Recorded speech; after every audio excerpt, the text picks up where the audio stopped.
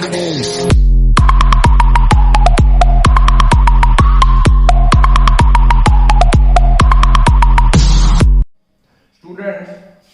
हमने अभी तक पढ़ा, इसके आगे चलते हैं। सबसे पहले आपको दिमाग में ये क्वेश्चन आता होगा कि जो इलेक्ट्रॉन वर्ड है ये कहाँ से आया। इलेक्ट्रॉन वर्ड है ये सबसे पहले जो मैंने आपको बताया था, विलियम गिलबर्ट, जो कि इंग्लैंड में क्वीन थी एलिजाबेथ, उसके जो पर्सनल डॉक्टर थे, उन्होंने अपनी एक बुक लिखी थी डीमैग्नेटाइज्ड। उस बुक के अंदर सबसे पहले उन्होंने इस वर्ड को यूज किया था। जो अंबर है, वर्ड अंबर, जो कि एक गम लाइक सब्सटेंसेस होता है, उसको ग्रीक लैंग्वेज के अंदर इलेक्ट्रा बोलते हैं। क्या बोलते हैं? इलेक्ट्रा। और ये जो वर्ड लिया हुआ है ये वहीं से लिया है, क्योंकि जब अंबर के अंदर ये जो प्रॉपर्टी अट्रैक्शन की डेवलप हो रही थी रबिंग करने की वजह से, तो जो भी सब्सटेंसेस थे जिनके अंदर ये अट्रैक्ट करने की, लाइट ऑब्जेक्ट्स को अट्रैक्ट करने की जो प्रॉपर्टी थी, इन सब को अंबर लाइक सब्सटेंसेस को, सभी को जिसके अंदर ये प्रॉपर्टी है, उनको सबको उसने इलेक्ट्रा वर्ड यूज किया था। तो ये वर्ड जो इलेक्ट्रा बना है ये वहां से आया है, आपको ये चीज ध्यान रखनी है। उसके बाद में आपको ये पता होना चाहिए कि ये जो सब्सटेंसेस है ये चार्ज होते क्यों हैं, ये किस वजह से चार्ज होते हैं। तो ये आपको पता है, सभी सब्सटेंसेस या जितने भी मैटर होते हैं वो सब एटम से बने होते हैं। जो भी सब्सटेंस है, जो भी कोई मैटर है, वो कैसे बना हुआ होता है? एटम से बना होता है। और एटम किससे बना होता है? एटम जो है, एटम की जो स्ट्रक्चर है, इनिशियली आपने अपने 9th और 10th क्लास के अंदर पढ़ा होगा कि एटम के अंदर एक न्यूक्लियस होता है और न्यूक्लियस के अंदर प्रोटॉन और न्यूट्रॉन होते हैं। प्रोटॉन के ऊपर पॉजिटिव चार्ज होता है और न्यूट्रॉन न्यूट्रल होते हैं। और उसके बाहर जो ऑर्बिट होती है उसके अंदर इलेक्ट्रॉन रिवॉल्व होते हैं चारों तरफ इस न्यूक्लियस के अंदर। तो ये जो इलेक्ट्रॉन बाहर की तरफ जो रिवॉल्व कर रहे हैं ये न्यूक्लियस से बाउंड है। लेकिन यदि इस इलेक्ट्रॉन को यदि किसी तरीके से बाहर निकाल दिया जाए तो ये जो एटम है इसके ऊपर नेगेटिव चार्ज खत्म हो जाएगा, तो ये क्या हो जाएगा? पॉजिटिवली चार्ज हो जाएगा, फर्स्ट केस। और यदि यहां पर इस ऑर्बिट के अंदर बाहर से यदि एक इलेक्ट्रॉन और ले आए तो यहाँ पे एक इलेक्ट्रॉन और आ गया, तो यहाँ पे एक नेगेटिव चार्ज एक्स्ट्रा हो गया। तो इस तरीके से कोई भी एटम है वो चार्ज होता है बिकॉज ऑफ इलेक्ट्रॉन। आपको ये ध्यान रखना है कि पॉजिटिव चार्ज प्रोटॉन पे होता है, न्यूट्रल जो न्यूट्रॉन्स होते हैं उन पे कोई चार्ज नहीं होता, और इलेक्ट्रॉन पे नेगेटिव चार्ज होता है। लेकिन इलेक्ट्रोस्टैटिक्स के अंदर जब तक आप इलेक्ट्रोस्टैटिक्स या फिजिक्स की फर्स्ट बुक पढ़ोगे उसके अंदर मैक्सिमम जो काम हो रहा है वो इलेक्ट्रॉन की वजह से हो रहा है। अब आप बोलोगे इलेक्ट्रॉन की वजह से क्यों हो रहा है? अब आपने घर पे देखो, एक मोटा आदमी होता है, एक पतला आदमी होता है।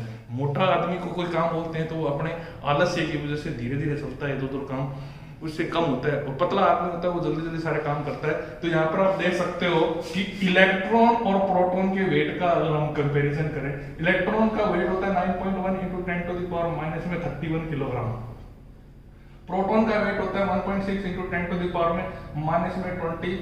10⁻26 किलोग्राम। तो यहाँ पे जो प्रोटॉन का वेट है that is more than the electron.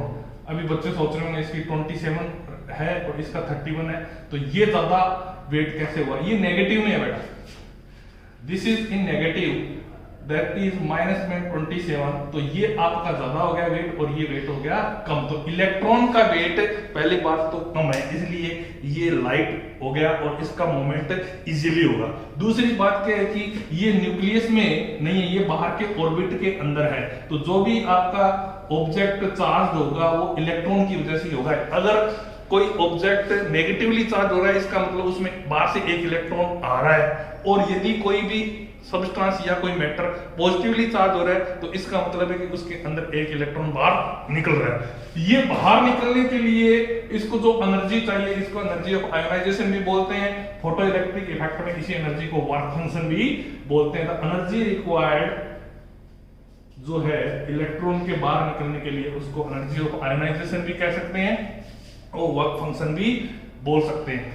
Nucleus के अंदर जो प्रोटॉन और न्यूट्रॉन है वो आप पूछ सकते हैं, कोई बच्चा क्वेश्चन राइज कर सकता है कि सर न्यूक्लियस के अंदर जो प्रोटॉन है वो सारे पॉजिटिवली चार्ज है, वो क्या है? सारे पॉजिटिवली चार्ज हैं और एक दूसरे को रिपेल करते होंगे, क्योंकि हमने कल आपको बताया था कि पॉजिटिव चार्ज एक दूसरे को रिपेल करते हैं, पॉजिटिव और नेगेटिव चार्ज एक दूसरे को अट्रैक्ट करते हैं। तो न्यूक्लियस के अंदर ऐसा कौन सा फोर्स है जिसने, देखो न्यूट्रॉन है, न्यूट्रॉन तो बिल्कुल चार्ज लेस है, उस पर कोई चार्ज नहीं, तो न्यूट्रॉन का कोई इफेक्ट नहीं है। बात है प्रोटॉन की, प्रोटॉन सारे पॉजिटिव चार्ज पड़े, उसके बावजूद इनमें रिपल्सन की वजह से न्यूक्लियस स्टेबल कैसे, ये क्वेश्चन आप पूछ सकते हो। तो इसका जवाब ये होगा कि पॉजिटिव चार्ज हैं ये सारे, ये एक बहुत ही स्ट्रॉन्ग फोर्स की वजह से बने हुए हैं, और that force is known as a nuclear force. तभी तो ये बने हुए हैं, ऐसा कोई फोर्स तो है जिसने उनको बांध रखा है, उस फोर्स को हम न्यूक्लियर फोर्स बोलते हैं, और वो बहुत ही स्ट्रॉन्ग फोर्स है।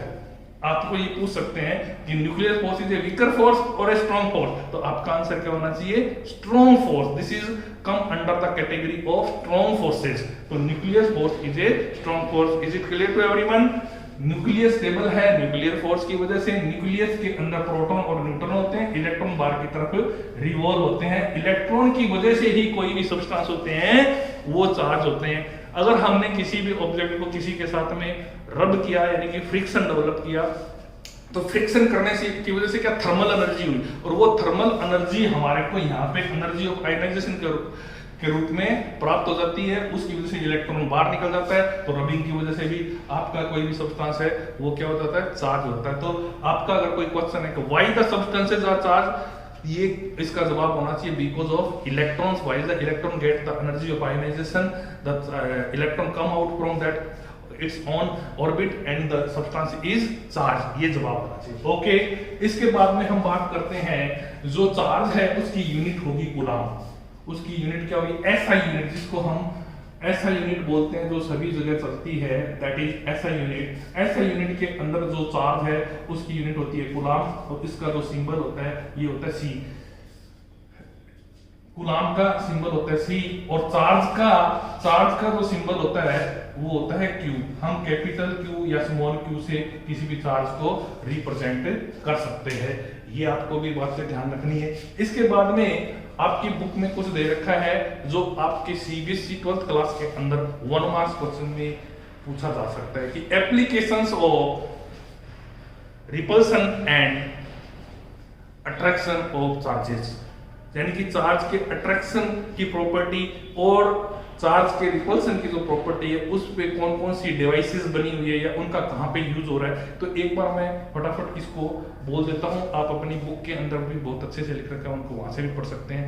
तो चार्ज के अट्रैक्शन या रिपल्सन की जो प्रॉपर्टी है उसका सबसे पहले यूज होता है इलेक्ट्रोस्टैटिक लाउड स्पीकर के अंदर। अब आपको इसके अंदर जाने की जरूरत नहीं है कि लाउड स्पीकर के अंदर कैसे अट्रैक्शन या रिपल्सन की होता है और क्या होता है, that is beyond of your syllabus. लेकिन थोड़ा सा इनिशियल आइडिया दे सकता हूँ, जैसे कि चार्ज कहीं पे एक जगह इकट्ठा हो रहा है बिकॉज ऑफ अट्रैक्शन, तो वहां पे पॉजिटिव चार्ज एक जगह इकट्ठा हुआ, उसकी वजह से वॉइस मॉड्यूलेशन हो सकता है, यानी लाउड स्पीकर का काम क्या होता है, वॉइस मॉड्यूलेशन। तो इस तरीके का एक इनिशियल आइडिया दे सकता हूँ मैं आपको कि इलेक्ट्रोस्टैटिक लाउड स्पीकर के अंदर चार्जेस के अट्रैक्शन और रिपल्सन के का एप्लीकेशन है। उसी तरीके से स्प्रेइंग ऑफ द पेंट्स, किसी दीवार पे स्प्रे करना है आपको, electrostatic spraying of the paints को इलेक्ट्रोस्टैटिक स्प्रे में यूज किया जाता है। उसके बाद में तो टीवी की जो ट्यूब होती है, इलेक्ट्रोड्स होते हैं, उनके अंदर भी ये प्रिंसिपल लागू होता है। तो इस तरीके से कुछ पॉइंट्स हैं।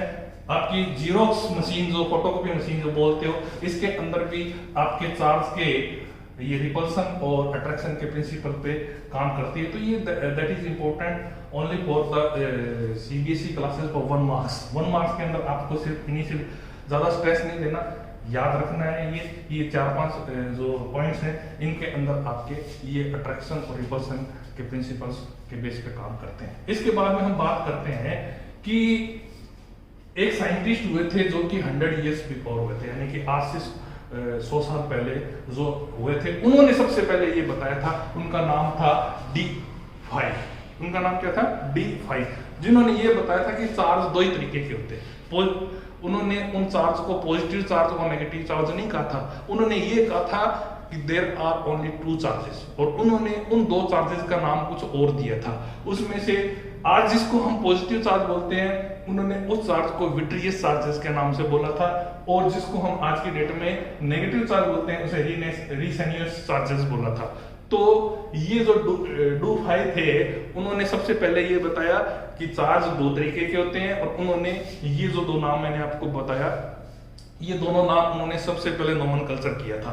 लेकिन बेंजामिन फ्रैंकलिन ने सबसे पहले 1790s के अंदर ये बताया कि जो विट्रियस चार्जेस है उसको हम पॉजिटिव चार्ज बोलेंगे, और जो रीसेनियस चार्जेस है उसको हम नेगेटिव चार्ज बोलेंगे। तो क्वेश्चन ये पूछा जा सकता है कि who nomenclature the positive charge और नेगेटिव चार्ज, तो आपका आंसर होना चाहिए कि बेंजामिन फ्रैंकलिन ने सबसे पहले नेगेटिव चार्ज और पॉजिटिव चार्ज जो नामकरण है वो इन चार्जेस का किया। तो ये जो आपका थोड़ा बहुत मैंने जो बताया है, ये थ्योरेटिकल पार्ट है। इस थ्योरेटिकल पार्ट को आपको ध्यान में रखना है, इनमें से 1 नंबर का कोई क्वेश्चन बन सकता है। ओके।